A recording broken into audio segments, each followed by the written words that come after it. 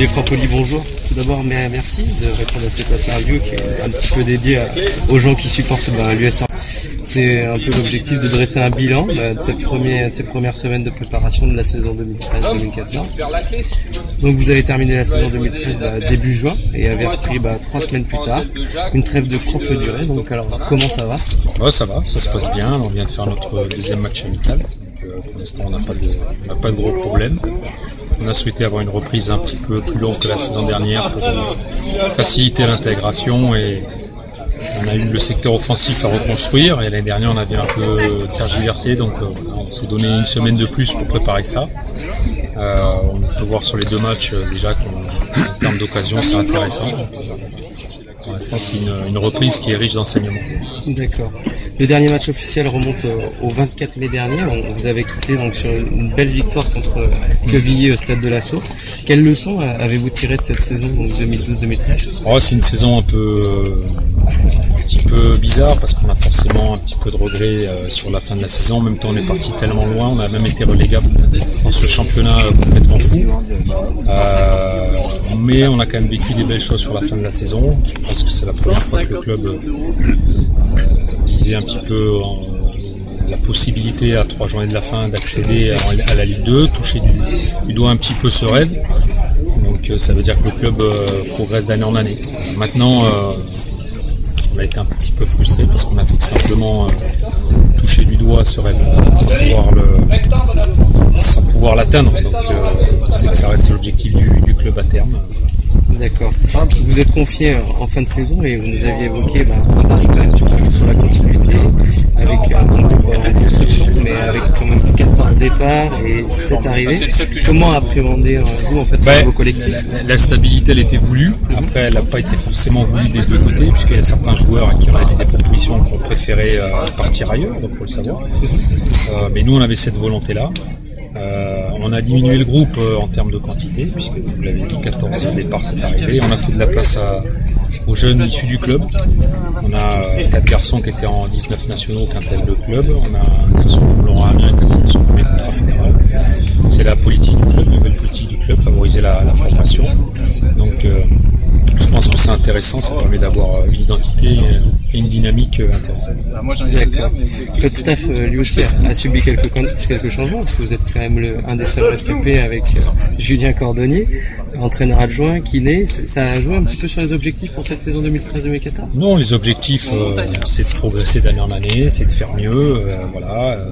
Première année 9e, l'année dernière l'année d'avant 8e, l'année dernière 6e ex aequo, donc chaque année on essaye de franchir des paliers, d'asseoir le club en haut du tableau de national. On sait que c'est un championnat qui est toujours difficile et plein de surprises. Le staff il a été renouvelé parce qu'il y a eu des départs et voilà, les garçons qui sont rentrés sont parfaitement intégrés, ils ont pris leur vitesse de croisière très rapidement. Les garçons ont déjà eu l'expérience, donc ça a facilité aussi cette intégration. Pour l'instant tout se passe bien. On vient donc d'assister ici donc à Clairefontaine à votre deuxième match amical. Le premier contre la Berry, donc c'était vendredi avec une jolie victoire 1-0. Là vous restez sur un score nul et vierge, donc enfin pas vierge mais deux partout contre les 19 nationaux de l'équipe de France. Quel est votre ressenti après ces 2 points? Les résultats ils sont anecdotiques. Sur les premiers matchs on ne favorise pas du tout le résultat, on est sur une optique de travail. C'est un match qui n'était pas prévu dans notre planification, il s'est rajouté à terme. Pascal Perron qui passait son DEF a eu Francis Miaki qui lui a demandé ce service-là et c'est toujours une opportunité quand on voit la qualité des installations. Donc ça remplaçait l'entraînement qui était prévu initialement au départ et comme c'est sur la route pour aller à Dieppe, c'est intéressant, ça permet d'avoir un entraînement en grandeur nature avec une opposition réelle et puis une belle opposition. C'est intéressant je pense pour les garçons. D'accord. On sait aussi que de nombreux chamboulements ont eu lieu ces derniers jours chez vos concurrents nationales, notamment Le Mans, Rouen et Sedan qui ne seront pas de la partie cette année. Que pensez-vous en fait de ce championnat maintenant avec seulement une seule équipe qui provient de Ligue 2? Ouais, c'est chaque année il y a son lot de surprises. On peut trop rien dire. Là, il y a le Gazélec qui redescend, il y a des clubs qui ont été repêchés. Si on prend le Paris FC, c'est quand même un club expérimenté à ce niveau-là. Pas forcément, c'est pas forcément plus facile. On sait que c'est un championnat très disputé, très homogène. Il y aura 18 équipes, 4 descentes, 3 montées. C'est un championnat où il va falloir se battre tous les week-ends.